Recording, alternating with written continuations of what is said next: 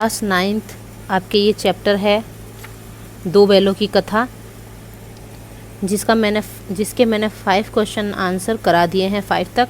अभी आज ये 6 वाला ले रही हूँ इसमें। लेकिन औरत जात पर सींग चलाना मना है, यह भूल जाते हो। हीरा के इस कथन के माध्यम से स्त्री के प्रति प्रेमचंद के दृष्टिकोण को स्पष्ट कीजिए। ठीक है, तो अब ये आंसर है 6 का आंसर ये रहा। प्रेमचंद के मन में नारी जाति के प्रति सम्मान की भावना थी। नारी का स्थान समाज में सर्वोपरि है, वह पूजनीय है, इसलिए नारी पर प्रहार करने को अमानवीय कहा गया है। प्रहार मतलब उसको मारना। प्रेमचंद ने अपनी रचनाओं में स्त्री पात्र का आदर्श रूप प्रस्तुत किया है तथा इन्होंने स्त्री प्रधान रचनाएं भी की है। इससे यह स्पष्ट है कि नारी के प्रति प्रेमचंद का दृष्टिकोण अत्यंत व्यापक है।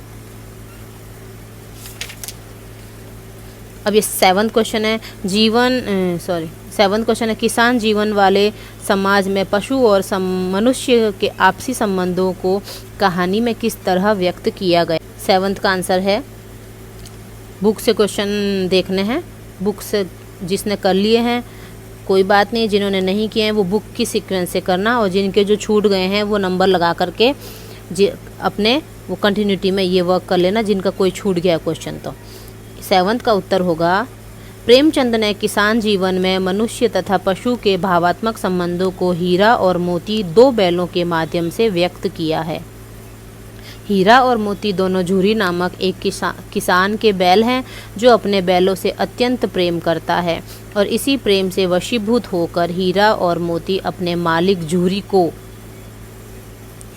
छोड़कर कहीं और नहीं रहना चाहते हैं। इससे यह स्पष्ट है कि पशु भी स्नेह का भूखा होता है। प्रेम पाने से वे भी प्रेम व्यक्त करते हैं और क्रोध तथा अपमान पाकर वे भी असंतोष व्यक्त करते हैं, यानी उनको भी अच्छा नहीं लगता कि कोई उनके साथ बुरा व्यवहार करे। 8th का क्वेश्चन ये रहा, इतना तो हो ही गया कि 9-10 प्राणियों की जान बच गई, वे सब तो आशीर्वाद देंगे। मोती के इस कथन के आलोक में उसकी विशेषताएं बताइए कि मोती के ने जो ये कथन कहा है इससे उसकी क्या विशेषताएं हो रही है। देखो मोती में क्या क्या विशेषताएं हैं। उत्तर है इसका, मोती के इस कथन से उसकी निम्नलिखित विशेषताएं उभर कर सामने आती है।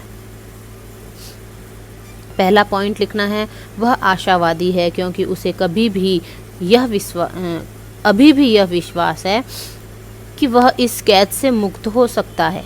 सेकंड पॉइंट है, वह स्वार्थी नहीं है, वह भागने के बजाय उसने अन्य सभी जानवरों को सबसे पहले भागने का मौका दिया। थर्ड पॉइंट लिखना है, वह साहसी है। ठीक है, अब है 9th वाला क्वेश्चन है, आशय स्पष्ट कीजिए। ये 2 लाइनें दे रखी, इसका मीनिंग बताना है। क है, अवश्य ही उनमें कोई ऐसी गुप्त शक्ति थी जिससे जीवों में श्रेष्ठता का दावा करने वाला मनुष्य वंचित है। तो इसका आंसर है, ये पैराग्राफ थोड़ा सा लाइन लिख के, और क का उत्तर है ये रहा। क का आशय है, यहाँ लेखक का आशय पशुओं के आपसी स्नेह से है।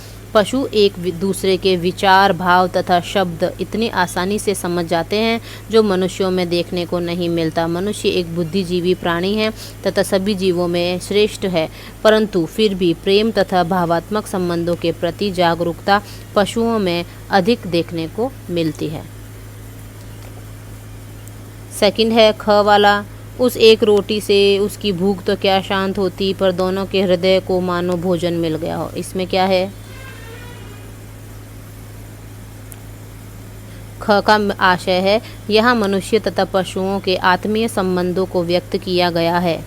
दिन भर भूखा रहने के बाद भी उस छोटी सी लड़की द्वारा दिए गए रोटी से उनकी भूख तो नहीं मिटती थी, परंतु दोनों के हृदय को संतुष्टि मिलती थी, क्योंकि लड़की से उनको आत्मीयता हो गई थी, यानी अटैचमेंट हो गया था, स्नेह हो गया था।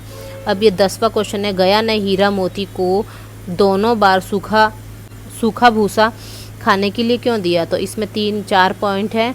इसमें सिर्फ राइट वाला ये सही उत्तर के आगे टिक लगाना, तो आपको सिर्फ उत्तर लिख के ये लिखना, ग वह हीरा मोती के व्यवहार से बहुत दुखी था। ऐसे करना है, क्वेश्चन लिखना है और फिर डायरेक्ट आंसर लिख के ग लिखना है, वह हीरा मोती के व्यवहार से बहुत दुखी था। ठीक है, ये सारा काम करके नोटबुक में और मुझे सेंड कर देना। नेक्स्ट वाला रचना और अभिव्यक्ति के क्वेश्चन देखती हूँ मैं नेक्स्ट वीडियो में, वो बताऊँगी। ओके।